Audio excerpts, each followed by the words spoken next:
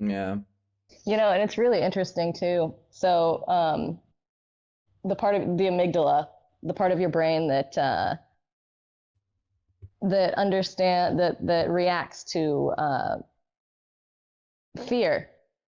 I mean, the amygdala does a lot of things, but it reacts to fear. It's the fear response, the fight or flight.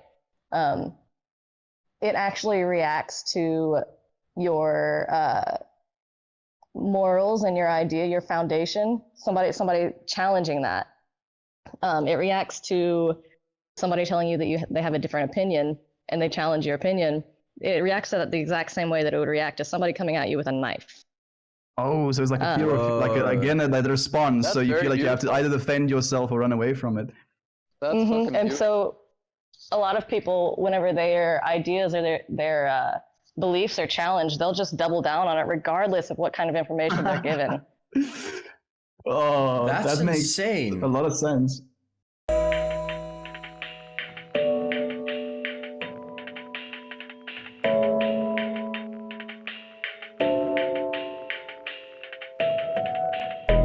You bought yourself a new house, right, Jovan, that you're repairing. Did you share? I'm not sure. I haven't seen. I don't think so. Not just yet, right? I did. I posted it on the Discord. She just bought a new house, and the first response to that statement was, ugh. It's a lot of work, dude. It's been a lot. It's been so much work. I had no idea what I was getting myself into, so completely flipped it around. I pretty much rebuilt it. On that topic, though, congratulations. That is a huge step forward in life. Yeah, that is. Thank you. Yeah, it's been a lot. It's been more than I could have ever imagined, I guess. It's a lot of work.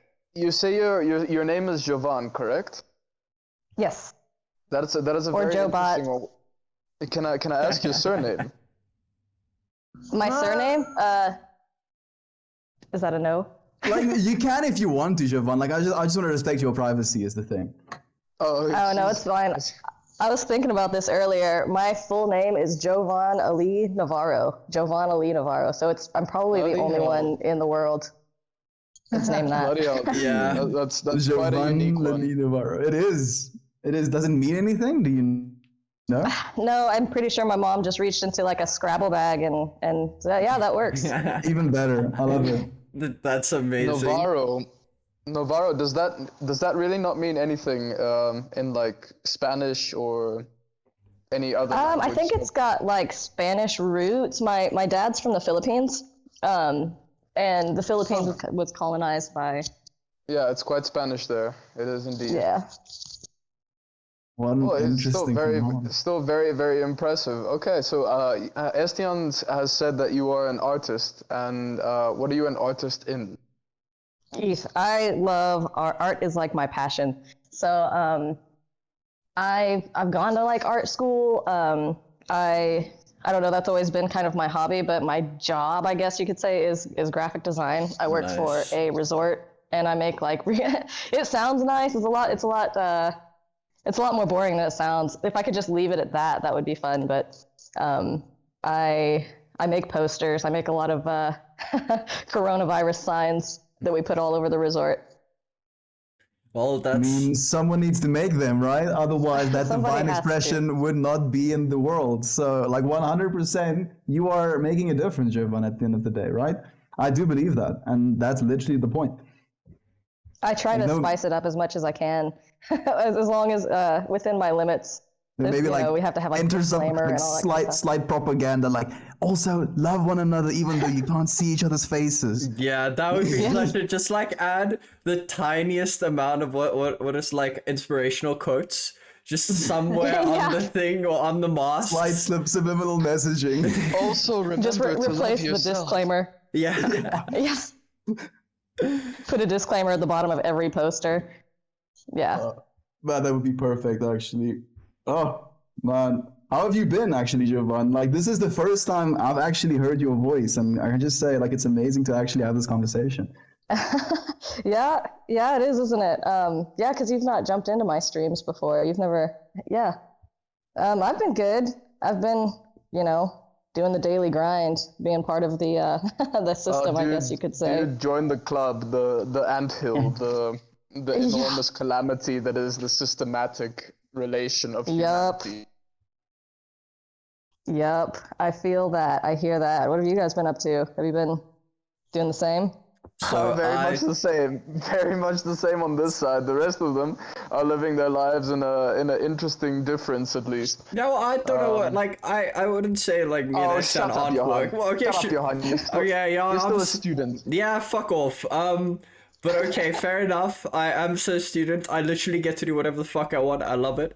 But today has been an exceptionally good day for me because I got a couple of my marks back. They were all above 60%. So I'm still on my way for doing my honors. And so I am Where are your ecstatic. distinctions, man? I want to hear got a distinctions. bitch. I didn't want to brag. I got a distinction for IMY. Go fuck yourself. Oh, they gets wrecked. Why? Oh, do you want a standing ovation, Johan? Currently, I have 85% for 332, which is networking, which is pretty easy. But yeah, I don't want to What? I struggled in networking. So there's a lot of terminology being thrown around right now. It's basically the system of the Tux University in South Africa. So it's really something to be considered impressive for a person that has managed to get through that sort of education. I say it from personal experience because I know the terrible grind and the horrors that is the computer science department at our university. So I will refrain from comment. It's not a joke. It's very hard. It's very much similar to what work is. Not there quite yet. Yeah. But So do you guys go to the same school? Very much so. Yeah. We did. Like it's interesting to me that you say that you don't want to comment on that either, Yuan, because I have another friend that is studying, I think just computer engineering, so not directly computer science, but like he's literally sending me these like, actually I want to read this to you. He's sending me the like worksheet forum that they send him, and this is like the third step of the information that they give him. This is like official, like the university is giving them this.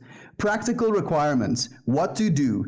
Watch YouTube videos to familiarize yourself with the process of transmission line practical measurements. Design a transmission line in LT-Spice with a transistor. When you enter the lab, you will receive the values of your resistance. Like, so the reason go on YouTube and research your university work. Yeah, the thing is, so the reason I'm going to refrain from making any proper comments is I did sign like a thing when you enter the varsity. As long as you're at the varsity, you're not allowed to slander their name. So I won't. Bitch, please slander all you want. That's interesting. No, I've been slandering, even though I signed that same. Have you done that same thing on the internet while you were still at there? Who's going to track you, Johan? Fine. Who the hell is going to track you down to this damn podcast? I have this. They're gonna find you. The University of Pretoria, that is so bloody underfunded in so many ways, is gonna freaking spend the time to go and find you and your slander in this damn YouTube video. I'm trying to be respectful, but okay, if we want to, yes, they're a piece of shit. I am sorry, they suck, and the reason is they're understaffed. They do not have enough money. Nobody gives a fuck about the education system currently. There's the truth. That is it. That is as simple as it is. We do, like, most of the work we have to do is based off like go do it yourself, go figure it out yourself, because our current AI lecturer is working full time and his side job is lecturing us because the varsity can't afford to pay him. So like shit is getting hectic with COVID and everything, and they're being underfunded and that. So COVID has been butt fucking everybody right now. Okay, that's why I say. But on this at this point in the podcast, I do want to veer a bit away from this topic because it is sort of niche. It is very niche. I will agree. A lot of people won't necessarily understand what we're talking about. So at this point, I'd like to ask, what is what sort of general idea are we covering in this video? Well, you know us. Have we started yet? Are we? We have been or? recording for 8.5 minutes. Awesome. I start recording everything because a couple weeks ago I couldn't get a time to start the thing, And so I missed like the first 10 minutes of them just really intricately talking. And I was like, yeah, I'm never letting that happen again. So now the moment we start the Discord call, I'll start and then I'll edit it in post. It's a good thing to do because it sort of does capture a perspective from a very hidden country, if I can put it that way. The rest of the world doesn't know much about South Africa. Do you know what I mean? Yeah. You know, I really don't know a whole lot about it either. I've been curious about it. About like cultural. So like, we're going through some hectic shit right now, Jovan, actually. Yeah. It sounds like it. Yeah, like it's not something like, you know how I try to be in stream where like trying to choose, right, to talk about positive messages. Like things are subjectively bad in South Africa right now. They're like trying to implement like a gun law where they're trying to dude, but they're really trying to like take people's guns away right now. And like with the country being underfunded, we've lost billions of dollars to just pure corruption, where they're literally getting bailouts to help the people of the country. Then it disappears, Jovan. And they're keeping it. No, it was amazing. It's supposed to trickle down. We got funded something like 500 million 500 rand, billion. right? Billion. 500 billion rand. So 50, so like $35 billion, basically. Yeah. And it all just disappears. Like, how does that happen, Jovan? So, like, an entire country, like, we're 55 million people in this country. $35 billion is enough money to help our entire country, like, really out of the shit. Oh, yeah. And but it just gone. Yeah, so it goes straight into the pockets of the politicians. Yeah. Exactly. And nothing is helped. Absolutely, bare minimum. And that happens all over the world too. I mean, I hate to, it's a bummer because they think that they could do these, you know, bailouts or whatever, but everybody hoards their money and nobody knows how to, you know, share. It's supposed to trickle down. That's the thing. It's supposed to trickle down to the employees, so the employers can afford to pay the employees. But it doesn't. It just stops. What I will say though is we are actively currently trying to change it though. Our government is we currently have one of the worst presidents we've ever had is in jail, and his biggest accomplice was is also now currently standing trial for losing. No, accomplice. The Ace Magashula is now standing trial for losing that 500 billion rand. So thank goodness. And Zuma's in jail. Oh, he was held accountable for it? Yeah, he's now being held accountable for it. So we're actually finally taking some steps in the right direction, which I am very happy. Really happy. Like, makes me really happy as well. The part that baffles my mind, like, this money is electronic in nature, right? It wasn't like they fucking airdropped 50 billion rand on our like country. That's not how it worked. All of these things can be traced. And then when they were like asked, where did all of this money go? They were like, okay, we're going to investigate where this money go. And then they investigate, the actual people that stole the money are the ones investigating where it went. And they're like, oh yeah, well, we looked, we couldn't find it. Yeah. And people are like, okay, well, I guess that's that. And we're like, what yeah, because next? how many of them are educated in computer science to be able to actually track these basically internet transfers, bro? Dude, it's not rocket science though. Apparently it is. So yeah, I kind of feel bad for venting at you, because that's what the three of us are doing. It's like we're just like, fuck this country, and then at the same time I'm going to turn around and I'm actually going to tell you that this country is, I'm not leaving. I'm sorry. No, I'm not. Despite all of its flaws and its terrible governing, it's amazing how the people of South Africa have sort of taken things into their own hands. They don't really follow the government anymore. Everything is that's probably why it's working too. Yeah, I feel like nobody's really figured out government yet. That's the only reason it is working, because the people are like, dude, this government has been screwing us for decades now. So we're not going to trust it. We're not going to follow its standards or anything like that. We're just going to take things into our own hands, and we're going to make things work for us and the people. And it's amazing how many private businesses, how many good people are actually struggling so damn hard to keep the system intact. And you know what? We are winning. so damn slowly, so very minusculely, fractionally, but we are winning. Like the thing is, the people don't want to leave because I don't think there's another place on earth like South Africa. It has all of Africa's standards. The freedom, bro. Listen, it is the most insane thing ever. The freedom in this country, like to do what you want, to do whatever you want, any type of substance. You can pretty much break almost all laws slightly, and you can pay the cops. You can pay the cops, and that's not like bribery to get out of something. You go 10 miles over the speed limit, instead of writing your ticket, you give them 100 rand. That 100 rand you have given them has written that ticket off, and it's fed their family for 2 days. The amount of like semi codependence that everybody here has on each other, and symbiotic. Yeah, symbiotic relationships, a great word. Everybody depends on everybody because everybody's in the shit. Nobody here has the capability of being so far ahead. Maybe there are, but most of those people are out of country already. They just came from here. But like the people that are here are so in the shit that everybody's spanning together. And you look at our country has 40% of all the natural fauna, flora in the whole world. In the whole world. 40% of all plants on Earth come from here. Really? That's fascinating. So like people just don't want to leave. It is beautiful. Like if you ever have the chance.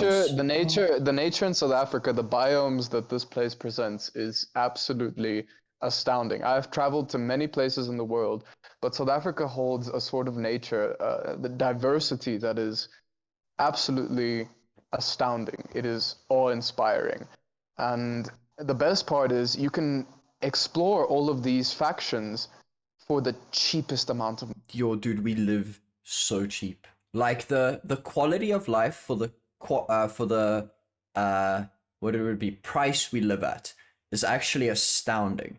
Like genuinely, I think you could live a decently, I can say you can live a decent life where you can eat well. You might not have a car and everything for like, what would it be? $1,200, $300 a month, maybe less. Yeah, easy, dude, easy. You might not have like what I will say is why I say 15, because you might need medical insurance, but you don't need a car. Uber can do everything pretty much for you. Most things are close enough to walk, and it's slowly just getting safer and kind of better to live here. So dude, like Johanna, like when I was working. Sorry, Siobhan, please. Sorry, I think I have a delay, so I think I'm just talking on top of you guys when I do talk. My apologies. Please, we'll stop for you, genuinely. No, so you're like in an urban kind of area, and Melt, you're kind of in a. So the funny thing is that most of South Africa is definitely not urban. Yeah. There is a very, very tiny percentage that is urbanized. And most of the people are living in those areas, while the rest of the country is actually mostly just slum. Yeah, or the way that our farm is, Jovan, where it's like one little house in the middle of nowhere. Yeah, like literally middle of nowhere for like hundreds of kilometers. It's just there is a retarded amount of space available in South Africa, and this is something that we have to try and preserve in the first place. We don't want to urbanize it. It's the last thing we want to do. We want to keep these urbanized centers very, very minimal. Minimal is a good word. It's a shame because like over here in the United States, it's so there's so many empty buildings. Everybody's just like, hey, let's build, let's create more, let's make more buildings, more mall complexes and everything, and they're just there to waste. And they cut down beautiful trees. They destroy habitats of native creatures. There's birds that migrate. That's what the majority of the world is currently doing, and that's why I believe that South Africa is actually one of the few miraculous places that is trying to. We don't have enough money to keep building buildings. Yeah. First of all, we don't have the opportunity to do those things, and I feel in a way that's a very interesting gift that is disguised as a curse. Yeah, exactly. I don't know, you can see it as a curse, but I feel like that's a gift. I mean, I don't know. It's to walk around and just see buildings that are falling apart because somebody abandoned them. They're like, oh, this is a project that I don't need to do. I'm just going to go build a Taco Bell down here. Screw the buildings. Screw the buildings. Imagine walking out and all you see is bloody miles upon miles of nature. Yeah. Just nature out there. It's just trees and snakes and grass. It's not cold. That's the greatest thing. It's not Canada cold to get people to not build there. It's just poor. And so it's great. The climate here is the best in the entire world. I mean, what? It's like... It really is. It's like rated. It's actually... I mean, like it's winter and I'm dancing in the mornings. Man, you guys are really selling Africa right now. Like, come, please come. Please bring us your money. We need it. We need it so much. Please bring some investment. Bring some investment. Bring some tourism over this side. Start spreading the message. The good word of South Africa right now. It was the funniest thing. I heard this amazing story recently when I went on a hike to this. It's actually like an hour away from me, and it's just this ridiculously stunning nature that you can just walk into and take a hike up a freaking mountain just an hour away from me, 1 hour away from me. And the funniest thing is a friend of mine told me that they took this tourist from America came over and actually asked one of the locals, you know, like, is there a pool somewhere around here? And the local looked at him and like laughed in his face. Like, is there a pool somewhere around here in this giant expanse of natural phenomena? Oh gosh, this beautiful stuff. And I want something. Can you put something man-made out here? Can you put something that doesn't exist? If I didn't make it. Where's the pool? Where's the pool around here? We'd like to take a bit of a break and look at the view. And they literally laughed in his face. They were like, "Are you serious, man? You're in the wild, dude. In the proper welcome wild." to Africa, dude. Interesting the way that affects certain people. Because I don't know, like when I go hiking, I'm not kidding. I feel like I'm high. I can be completely sober. And when I'm out there in you know, I've got all this adrenaline running because I'm you know, using all of my muscle, you know, I literally feel like I'm high. It's the serotonin releases in my brain. And that's how you should be feeling every damn day. That's how you should be feeling every damn day. And the problem is we have denormalized it. We have denormalized it completely. What we have normalized is being in a concrete freaking jungle with lights everywhere and noise and going into your office wants kind of a, the stimulation and making money. Meanwhile, real life is happening out there where there's freaking no lights, where there is just complete and utter wildness, like freaking cheetahs and lions and rhinos roaming around you all the time. The only thing keeping you safe is your damn campfire. That is what normal life is supposed to be like, but we are evolving creatures and we are in this process of seeking the higher level. You know what I mean? And to us, the higher level is urbanizing everything, cyberizing everything, making everything comfortable. Technology, you know, and we are straying further and further away from the what I guess you would call the normal evolutionary process, because we are extremely accelerated. Human beings are extremely accelerated in this evolutionary process, and that's what makes us feel lonely in the first place. We're leaving the world behind. We're freaking going to Mars, dude. We're like, screw Earth. We're gonna go to Mars. And guess what's after Mars? The freaking solar system. What's after the solar system? The galaxy. And we're not stopping. We're not even thinking about slowing down. We don't care about slowing down. We want more, dude. We want more and more and more. That's the thing. It's like an addiction to It's an ego addiction. It's an ego addiction, exactly. We want that damn hard-on of knowing that we have achieved so much more than every other damn species on this planet. You know, we don't want to win. We want everything else to lose. Exactly. Yeah, that's the thing. It's funny. Somebody, what was it? They said they were upset because Amazon pays them $15 an hour or whatever. And they're mad at the fry cooks at McDonald's because the fry cooks at McDonald's is like, oh, why aren't you mad at Jeff Bezos? He's the one that's choosing to, pay you $15 an hour. Why are you, Yeah, why are you mad at everybody else losing? What did they up the what the hell did McDonald's he buy minimum wage to? recently? They're talking about upping the minimum wage. Sorry. Just talking about it. Like, because, like, interestingly enough, Siobhan, maybe to, like, just hint it back a little bit to when we were talking about money. Like, in South Africa, a lot of people in South Africa earn less than 5,000 Rand a month. Yeah. Some a lot less. Yeah, which than 5,000 Rand a month. Less than like Which is $2,000 a month. Yeah. My frame of Not reference. 2,200. Like no. It's like $400 a month basically, complete salary. Yeah, sorry. That's yeah. like housing. Yeah. Housing. That sounds retarded, right? But that's what it is. That's how it is in South Africa. A lot of you people, sorry, I don't mean to sound. No, don't take it like that. Do you people? You people. Do you guys do you guys have farms and stuff? I mean, is it a lot of No, Espion has a farm.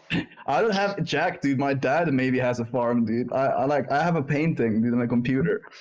Yeah, that's the when you start really looking at it. But the thing is, Africa, like, yeah, a lot of South Africa is agriculture. Like, so, like, Siobhan, legitimately, I lived like on 5,500 Rand a month for my entire year before I went to China. So legit, like, let me actually do the perfect math. That's about $400 a month. A month. A month. Yeah. That is including my rent, including my food, including paying for electricity. Like, it wasn't not how easy. stupid does that sound? That sounds. I mean, that's my rent at this tiny little apartment right now. Just rent. That's Just not rent. like utilities and anything else. And it's like a really dumpy apartment. I live kind of in a dumpy apartment compared. Like, if you go to New York, it's $1,000 easy, like $1,800 a month on rent alone. That doesn't include utilities. That's not food. That's not insurance. That's just the apartment, and that's a studio apartment. People would just straight up die. You know? Like, if that was the case in South Africa, people would legitimately not be able to live. Yeah, a lot of people live on less. A lot of people live on like. But that's why people have developed this sort of survivability skill. Here in South Africa, you'd be amazed how people can survive off of the bare minimum. That's the thing, though. People should be able to do that. People should be able to live with. I mean, know how to live within your means. But everybody gets, like we said earlier, kind of the addiction to the ego. Once you have a little bit, you kind of want a little bit more. You get, and you got this house. I want to build more onto it. Like, this is nice. Let's get used to what we're doing, and then build more. And it's a shame because.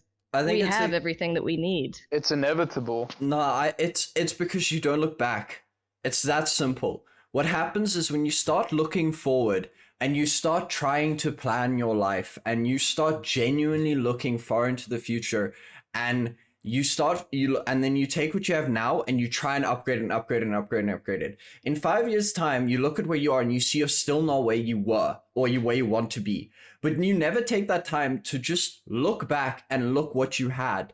And for that reason, you're getting so much of the first world countries, especially in Europe and I don't know, China kind of feels like they do it as well, where you've set the standard to where you think you should be, and you're forgetting how good you actually have it. And so you just want more and more and more because you can't look back. It's not even about that. It's being surrounded by people that have more, that have supposedly achieved more. You feel left out. You feel left behind. It's falling behind almost. Like, that's literally what I was talking about today as well. Everybody else around you is busy chasing higher dreams, more money, greater goals. And despite the fact that you're completely content where you are with such a tiny amount of money, of food, of living environment, completely content and you're happy, the human nature is you can't help but compete with those around you. You have the sense that your friends are leaving you behind. They're busy going on extravagant holidays that you cannot afford. Therefore, you can't be in their group to go join them on those extravagant holidays, despite the fact that you're completely content where you are, it still feels like you are just not just falling behind, but almost falling behind on the evolutionary tree, you know? And it's which I feel like almost chasing that is it's a devolving. Stupid concept. It's such a stupid concept, but most people can't help but do it anyway. See, I think it's also a problem of what you think you're competing for. Because it becomes enter psychedelics, enter mushrooms, enter LSD. Start to humble yourselves. It just kind of like stirs the pot a little bit, dude. It actually gets you to think a little bit out of your normal box that you kind of assign yourself to. And so many people are so unprone to do that. Like, and again, I think the biggest problem, the reason, you know, this idea is so palatable and people are taking it on as something that is real and is genuine, is because it's what they're told. Literally, we get indoctrinated from our childhoods, where we get, like, you know, we sit in rows, we raise our hands, we want to go to the bathroom, we respect authority, and then like this is basically a pattern that we get into. Yeah, respect authority. Not just like elderly is fine, dude, but like, I mean, I still believe respect needs to be earned in some ways, but like just respect for authority, where you're not allowed to question a teacher's wisdom because it's the teacher, right? That stuff, like, it drove me insane as a child. I was like, no, if I want to ask you a question and you don't like want me to challenge you, like, that is not how it should work. And see it from their perspective, my friend. I don't mean to interrupt you, but no, please. See it from their perspective. Is this little shit that has like 12 years of experience in this entire living world suddenly comes up and questions you, like, yeah, but why are we doing shit this way? It's like, then, bro. I have lived for like fucking decades longer than you. Trust me when I say things are working this way because they're meant to work this way. I can see that. I think that's a common pattern for people's kind of brains to fall into, but I feel like that's another attachment to the ego. Yeah. Because the way that an older person would, I mean, there's things that they can't know. Like when I'm in my 40s or when I'm in my 50s, I'm sure I'm not going to understand technology, and I'm going to have to accept that. And the older people, just because they have more experience, they need to learn to accept that's where the miracle that they don't have experience in. That's where the miracle of empathy comes in. The absolute treasure that is empathy is supposed to come in. The problem is humanity lacks horribly in empathy. Sympathy is a common thing, but empathy is lacking. Empathy is when you have gone through those experiences and are able to relate what somebody else is feeling. Sympathy is imagining those experiences. Now, imagination and experience are two very, very different things.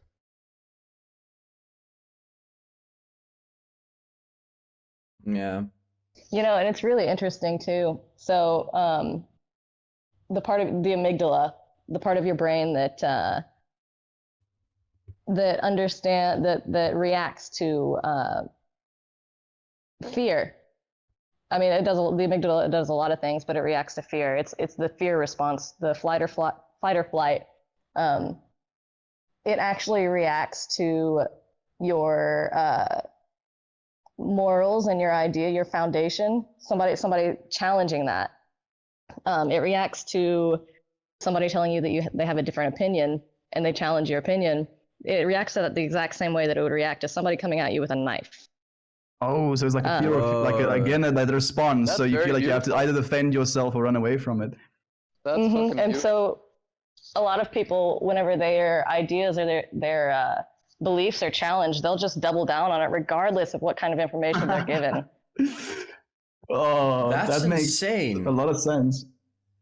Well, see, this is where I find it so incredible. The other day, I was sitting and I decided I wanted to, because I've said it on the podcast, I want to learn how to do screenplay writing so that I can take a tiny short film and turn it over with Blender and that. And so now I'm sitting meditating and I'm imagining this movie / short film that I want to do. And you can imagine anything. Like, I'm trying to come up with cool ideas, and then I was like, cool, I've just imagined an entire war happening in front of me. What else can I do with my brain? So I start just playing around, imagining weird shapes and everything.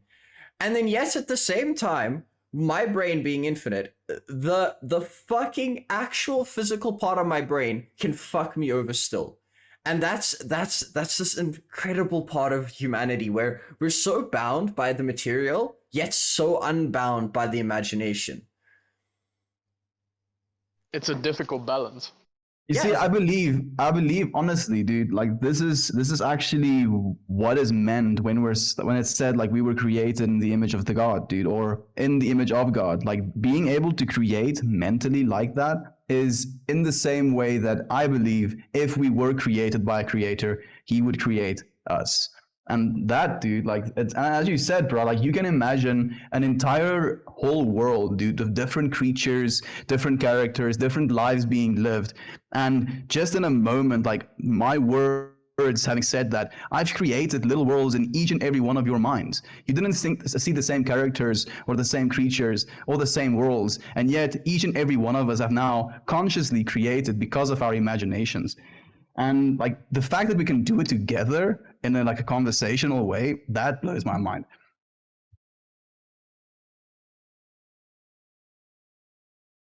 So we have far exceeded. No, that's so wrong to say. I was gonna fall back onto the thing of we far exceeded animals, but I don't think we have. In some aspects we have, in some we haven't. What I find really interesting to see though is just do you guys know what a quokka is? It's an animal. Half zebra, half donkey. No, not a quokka. A quokka. They're like little smiley rodent things. Yeah. Oh. So I'll send a picture on the Discord very quickly. So these animals are animals. They're only native on one island in the world. And they have no natural predators on that island. It's so smiley. Dude, look at this one. Yeah, so they have no natural predators on their island. So you can go onto their island and pick them up. They don't know what fear is. They don't need to know what fear is. They have no natural predators. That's probably why they're so smiley. Yeah, they're just happy all the time. What do they need to feed? They walk around. They walk around. They eat fruit all day. I mean, look at the baby. But then paradise, dude. It's paradise. Almost the same as like capybaras. Is that what they're called as well? They also have. Dude, capybaras are the strangest freaking. They just get along with things. They chill with crocs, dude. With alligators. Yeah, dude. With everything. They legit, like, if you come up to them in nature as well, they'll just like kind of let you pet them, dude. They're like, oh wait, I mean, I just get along with animals in general. Why not? So the reason I'm bringing this up is just because it's this weird, like, yes, we've outgrown animals. Yes, we've become more reasoning, and yes, we've gained more capacity for reason. But there's still some primal aspects of us that still apply to everything. And I think this is where consciousness becomes incredible, because once you've come to a spot where consciousness is comfortable, which is humanity, we don't really need to forage for food anymore. There I'm gonna stop you. I'm gonna stop you. Humanity's consciousness reaching a comfort point, that doesn't sound right. Yeah, I don't know if it could. I feel like it's the brain's things that it does. It's always wanting to go further. It's always wanting to challenge itself. And it's always wanting to do more. And that's really the sort of variable that is set in humanity's consciousness. We want to do more. And it can be more in anything.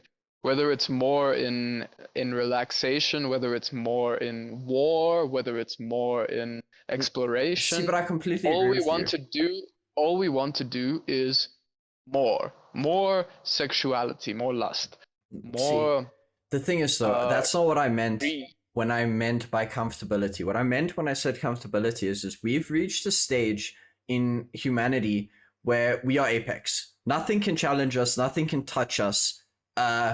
Except actual nature and the universe and physics. No animal can get near us at this point in time.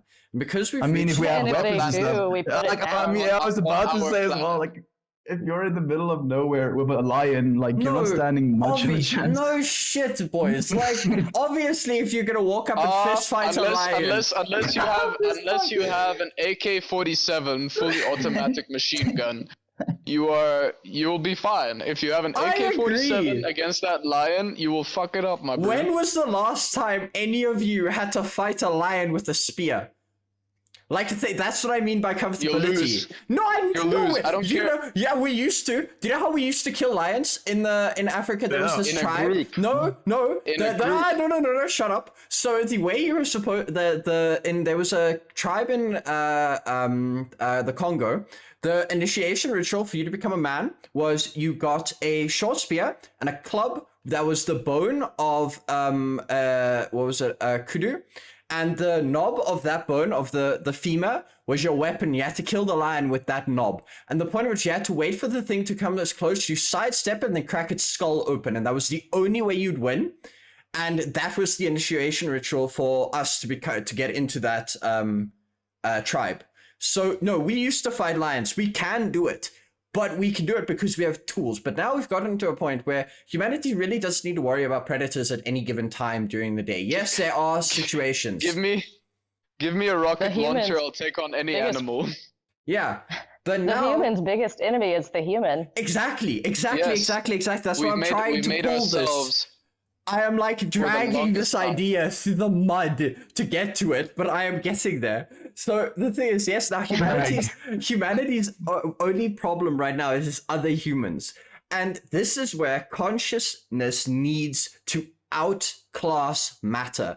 This is where we need to start understanding where our problems lie that was based on evolution in the past to get us here. Now, when somebody comes up to you with a new idea and challenges your idea, it needs to be a conscious effort of you to go, this man's not trying to stab me, he's trying to help me. Or if they are genuinely trying to argue with you, again, don't take it as an attack. It now needs to be this conscious attention towards overriding some of our primal urges and primal responses. The funny thing is, the barrier that humanity has reached is that progress cannot be achieved without challenge. And we have achieved such an astounding amount of progress that basically every other animal or every other thing, let's call it a thing, that our world can throw at us, we have overcome. So what we've started challenging ourselves with is ourselves. Yeah, and you can do that friendly though. And that is the amazing ultimate thing, is now humanity as a collective has started challenging itself, globally speaking. We are now in competition with ourselves, and that is a very volatile state to be in. Do you really think so?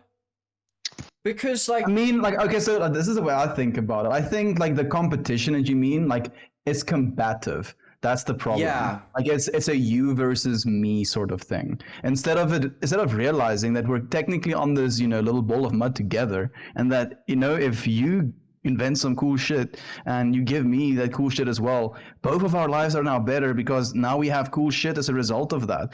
And we've been trying to do that. I mean, look at our cell phones. We have a lot of cool shit as a result of people sharing stuff. But the problem has now come with this hoarding, dude, of multiple hundreds of billions of dollars in bank accounts.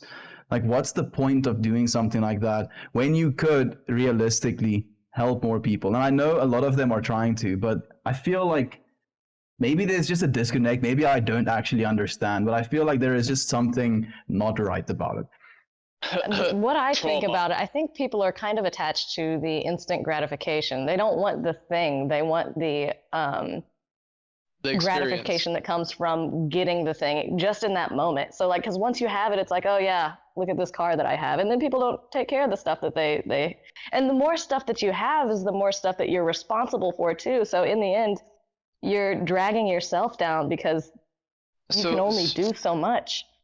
So here's an interesting experience I'd like to share with the rest of you, which I haven't come to a conclusion yet. From what I have seen recently, very recently in life, it's the strangest sort of argument where I think to myself, the person that is capable of, for example, going to the beach, you know, everything is given to them, all the tools, all the necessary funding, all the, you know, the steps needed have already been made for them, and they can go to the beach and they can see the sunrise. And you know, it's amazing how many of us on Earth just want to have that experience. We want to sit on the beach and see the sunrise, you know? And some of us are just given that opportunity, right?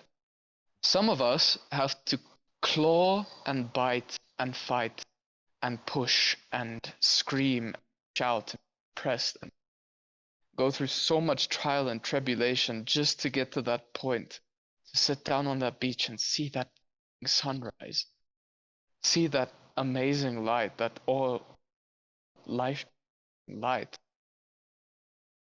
Would it be the same for that person that was just given that?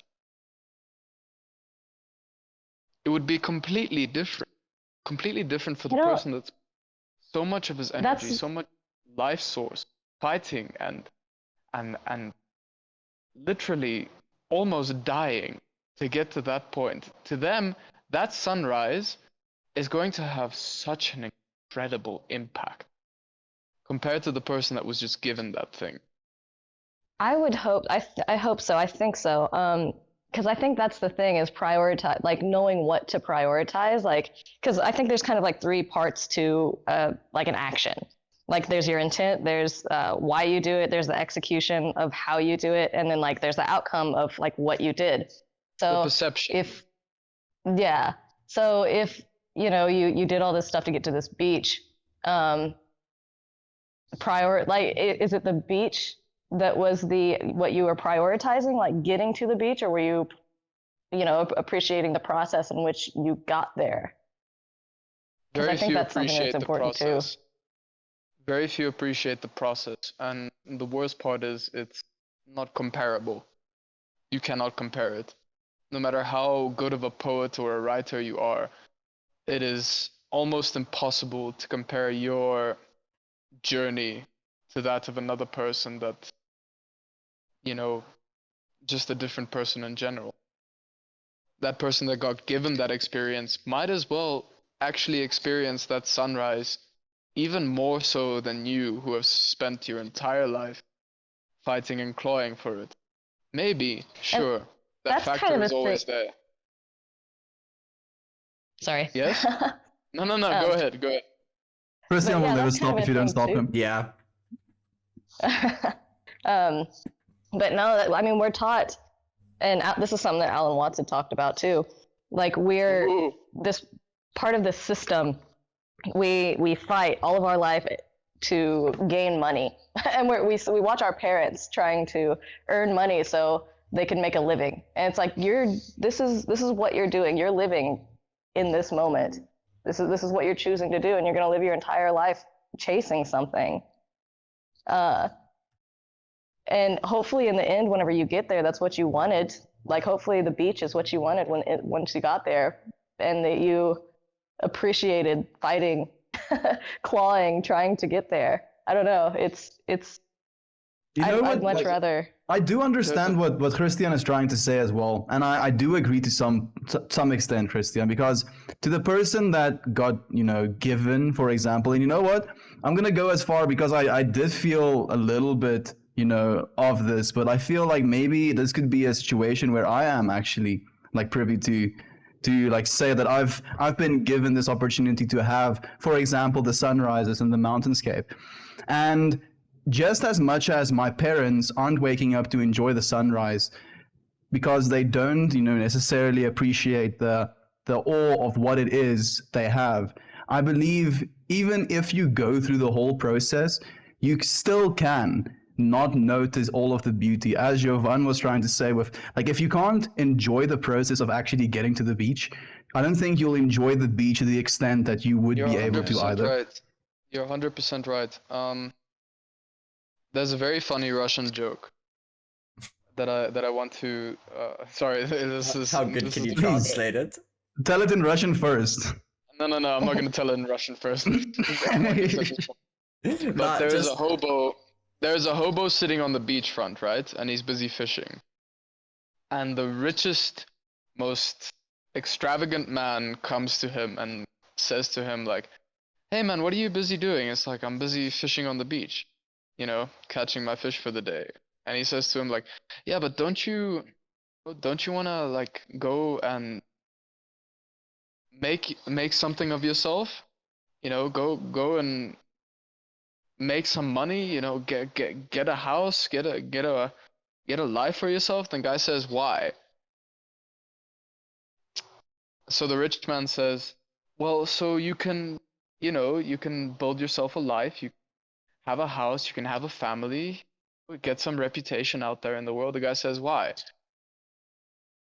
The rich man says, "Well, so you can build up this sort of empire for yourself, build that sort of self-belief and amazement in yourself." The guy says, "Why?" The rich man says, "So you can one day go on an amazing holiday of the most unimaginable, perplexed and complex experience." And the guy says, "Why?" "So you can sit on a beach and look at that beautiful sunrise and pick up a fishing rod and catch some fish." And the guy says, "What the hell am I doing right now?" Yeah. That's good. Yeah. It's I think a good example of it as well is like we have a beach house, and I know nobody goes and sits on the beach to watch the sunrise, and I never used to because I didn't appreciate it. And the thing is, I will start doing it now because now I actually understand how lucky you are to have it. And I think a lot of the reasons people don't see something is because you've grown so, I want to say used to it, that it doesn't really feel as important to you. Yeah, it doesn't have that big of an impact, and you kind of have to keep reminding yourself why you actually look at it and why you appreciate the journey and why you actually appreciate what you have. So yeah, I think it is a very subjective and personal thing to actually find meaning in things to do. And there is so much to find meaning in and to find things to enjoy. Like, it's always so funny to me when people say, okay, I'm going to use a bit of an example. So one of my friends is very Christian, and he gave me a book called The Gospel of Jesus Christ. It's like this tiny booklet. It's literally a booklet to try and convert you to Christianity. But yeah, he gave it to me because he was like, listen, read it, and so you understand what I believe. And the entire booklet is about how sinful humanity is and how we need to repent. And then all I'm sitting here looking at it is going, but you can't tell me in the same breath that we were created in an infinite being's presence and image, and yet we're only one way. Like, there is literally infinity at every given moment for you to do and look at. You cannot tell me that there is one blanket statement. Everything is spectacular if you look at it in the right way. Even in the a good example is when you're sitting in traffic, look up a bit. Stop looking at the cars that are in front of you. Look at the sky. Do you know how beautiful the sky is, dude? Look how much stuff you're missing at all times. Yep. When I walk around on campus, I used to look down. Now I just can't stop looking at the trees. Do you know how trippy trees are when you walk under them? Holy fuck, dude. You stand under them and... You know what I think? Yeah. Sorry, no, I'm done. Like, I think the biggest problem is people, like, it's novelty, right? People get like this idea in their head, like, oh, tree. And then they look at tree and they're like, okay, I label tree. And then they look away because now it's no longer novel. But the problem is you don't identify something by just naming it. You can't know something by just naming it. And that's a big egoic misperception that a lot of our humans fall under, unfortunately. And it's a part of language. Like, you think you understand something, language is magic. Yeah, dude, it is magic, bro, in a lot of ways. It is literally and the thing that trips me out about language in general is just the fact that we all have different perceptions to words and how we use them, our inflections on our words, and these things can like nuance, a conversation to the point where it means something completely different if I said it with one tone, for example. So I think that is, I've forgotten about the you identify to something by naming it. It's something that Taoists talk about, and it's actually very true. You stop looking at things when you've named it, because you're like, I know what a tree looks like. It's a tree. And then and then you go and look at the tree in front of you, and you're like, whoa, this is infinite information. This is not a tree. This is not a tree. This is infinite reality. Happening right in front of me. Yeah, that's actually so sad. I never thought about it like that way. Yeah, I mean, once you have come to the conclusion that you know something, that's when you stop learning about it. And you can't know anything. Exactly. Like you don't know anything, and that's such to me that's such an invigorating idea, is that I don't know anything. There's nothing that I fully understand. That's how much is there to learn? That's the basis of all philosophy, and that's why I find it so beautiful that you should say something like that. Because philosophy starts, literally any philosophy, any sort of mind-blowing, life-altering statement starts with, I know nothing. Yeah. I know nothing. Here is my idea of what I think I have perceived. Yeah. That's why it's so important not to get attached to your ideas. Your ideas should always be a flowing river, or if you want a 4-dimensional mush. Something that you can meld and change, and every time you learn something new, take it and glue it to your mush, and now start bending and pulling and look at everything else to see how this affects everything else. Actually think and sit down, and don't just think you know something. I was such a big fucking asshole of a kid who was just like, yeah, I know what that is. Because you read a lot, and so you get used to what most people know. And then you get really egotistical because you're like, I know everything. And then that like tiny door opens, and you look down this abyss. I mean, dark abyss that is knowledge. And then you open it further, and you're like, you look back at your measly little pile, and you're like, your fuck. Tiny little, disgustingly almost nothing pile of knowledge. And then you're like, okay, well, time to dive. And that is where I found to be reality to be its greatest blessing. It's the difference. And you know that tone you used for saying the you know nothing, that's the tone I use for there is no purpose to life. Life is fucking awesome because you can do everything. There's no set limit on what you need to do. Yeah, you need to eat and that thing, you need to keep living. But the way you keep living is entirely up to you at every given moment, and that is beautiful. That is divinity, dude. I believe. I agree. If we could get ourselves into the mindset of always questioning everything and experiencing everything like it's brand new, that I think is what would keep our brains stimulated in the way that we don't need to long for things like a new pool. Like we're out in the forest, we're a yacht, or a new, like the brand new phone, the newest phone. It's like, you know, why would I need a pool whenever I'm standing outside and there's so much these trees to look at?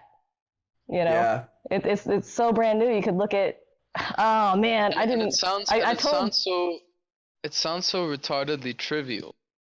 You know. It's basic. It's so basic. If we could just look at things like kind of through the eyes of like a child, if that's the challenge, is to look at things brand new like a child would, then I think, I don't know, a lot more people would be a lot happier. Yeah, absolutely. Totally. So here's the thing.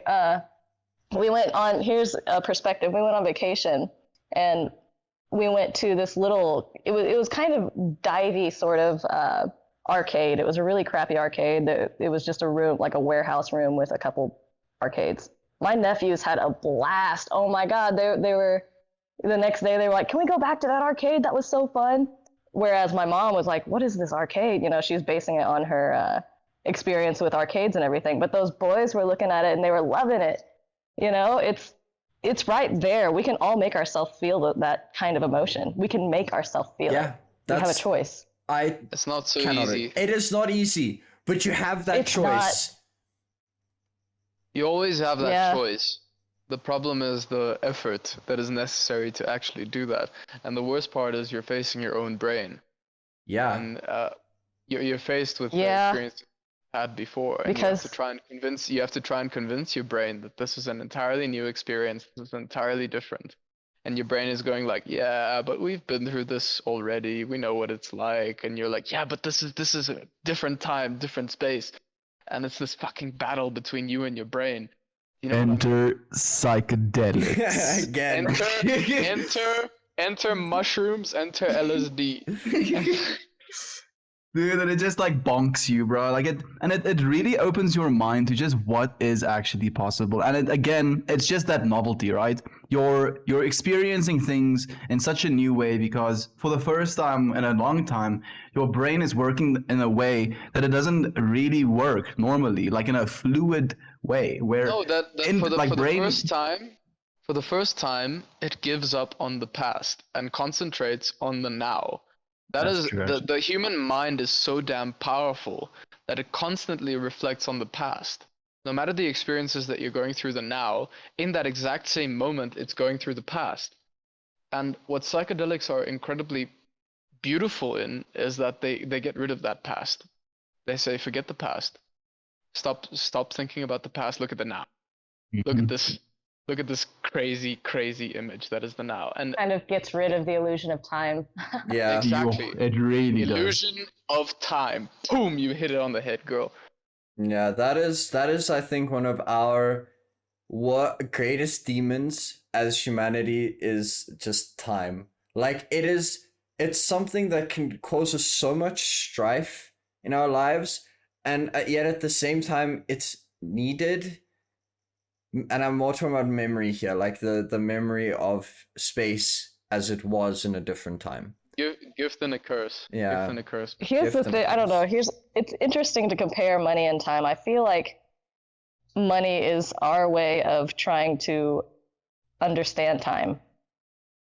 I'm gonna agree with you. I like that as a statement because it's our way of trying to symbolize the effort that we have put into it. That is crazy. I like that. You should say that. That is fucking crazy. Yeah, I like it. You're blowing my mind a little bit. Money is us trying to perceive time. That's holy shit! Because we're like basically trading our time. Yeah, we're like literally trading it not even 1 for 1 sometimes. Like we're just trading it away for our. That's actually that's why people I'm sorry, I'm also a little awestruck here because like people always say money you pay the most for labor costs, you pay the most for the time and effort that people put into it, not necessarily the machining time. And even the machining time gets paid for. Yeah, you're just paying for the time that's gone by for the thing to work. You just blew my mind. I mean, that's really what it is. If you look at it, absolutely insane. It's really silly because you're paid to sit in an office for 40 hours a week.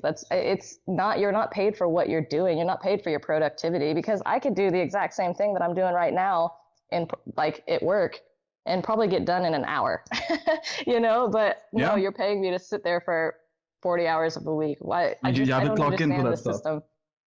Yeah. You know what? Like I'm tripping out about right now as well. Like I'm when I introduce new ideas to myself, I go to extremes to it. So I'm imagining like if you were a being that had just all of the resources in the entire universe, and even though you have all of the resources, all of it is completely black, right? So now you're like this being experiencing complete darkness, no sight, no smell, no ability to taste, no ability to experience just this what we're seeing right now, right in front of us, each one of us. How much of those resources would you give just to have a single moment of this again? Yeah. You lose all senses. And then how do you quantify how much a single moment is worth when you're like working for a job? Like you're spending 40 hours of your single moment in this job where you could be spending 1 hour and then spending your single moment in ways that's productive, ways that you're like maybe pursuing your art, ways that you're pursuing further knowledge, ways you're pursuing further enjoyment of life. It breaks my mind. Like I'm tripping up. The most valuable thing we can give this world as mortal being is time. That is a undisputed, it really is, unquestionable truth. The most valuable thing you can give in this life as the mortal being that you are is time. And it's such a depressive thought sometimes, because we have to spend the time that we have to make some money to do the things that we treasure most. But it is a trade-off that is necessary, and it's not fair. Life isn't fair. It's never fair. What it all comes down to is your own reality, your reality, the one that you live in, only you, nobody else, not your family. It's so interesting because everybody's living in a completely different reality. Everybody's living in their own reality, their own perception. And you have to live it in such a way that you are able to achieve the things that you want. And in nature, and not even exclude money, exclude economy, all of these other ecosystems. One way or another, you have to spend time to achieve the things that you want. So it is simply not comparable, not in any way, shape, or form. So the beggar that is on the street probably did everything he could to achieve his dreams, but life got in the way. And you can't say Maybe, that I don't know. You cannot say that I put in more effort than you. I put in more effort than you, and that's why I'm achieving these things and all of that. Imagine putting yourself in his shoes, his circumstances. Would you have been able to achieve more?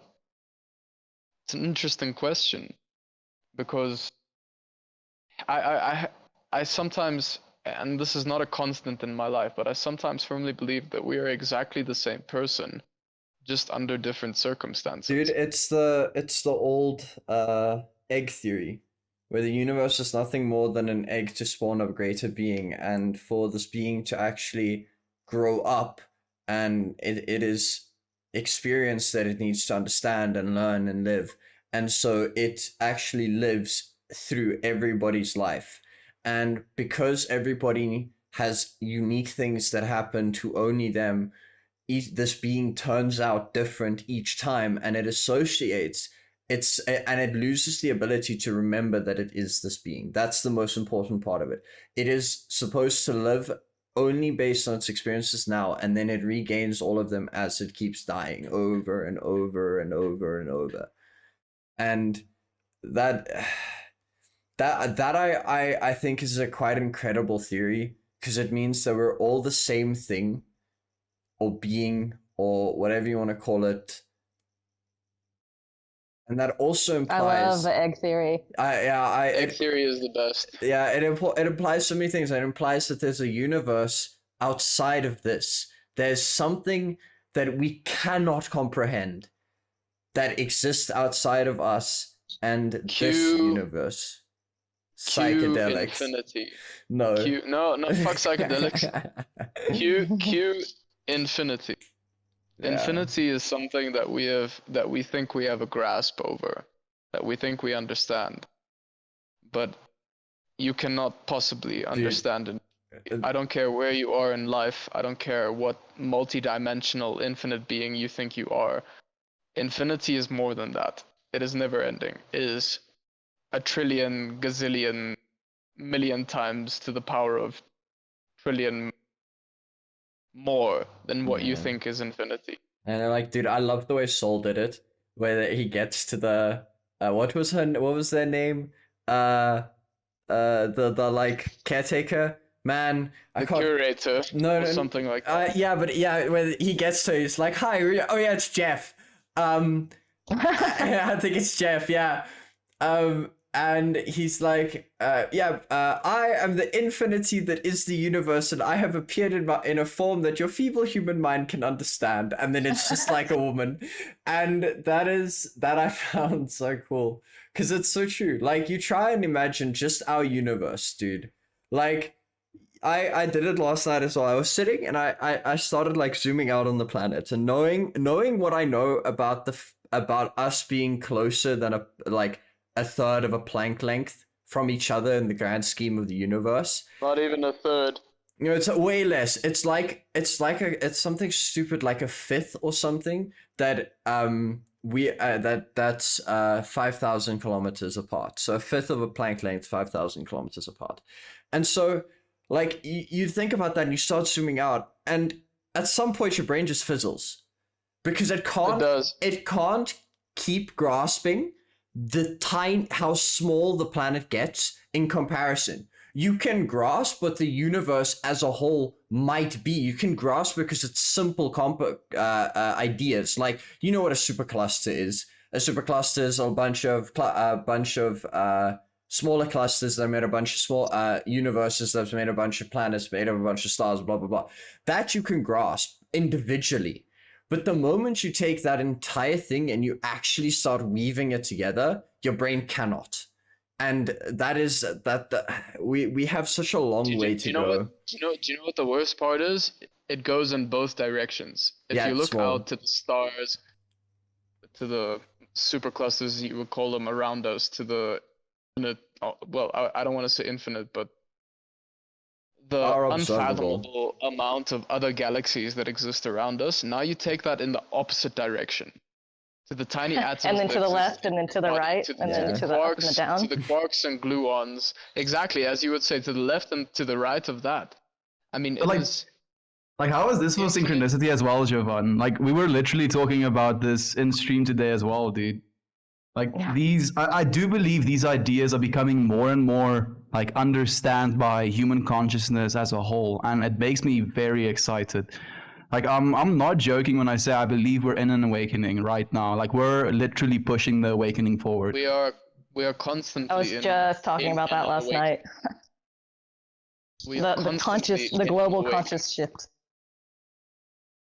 We have to be the ones, right? Like, nobody else is gonna do it for us. Yeah. And at this point, ladies and gentlemen, it was an absolute pleasure. Yeah. It has been a lot of fun. Thank you so much. It was a privilege and an honor. It was lovely to meet you, dear lady. I hope. Yeah, it was nice meeting you guys. I hope you keep on with these thoughts. Never let them die, because the second they die, you've stopped living. So exactly, you gotta water them. You gotta. Water your thoughts. I love that. Water them like a beautiful plant. I love you guys so much, and I look forward to the next one. Yeah. Love you too, Christian. Yeah. Adios, muchachos. And adios, muchacha. Cheers, guys. Much love.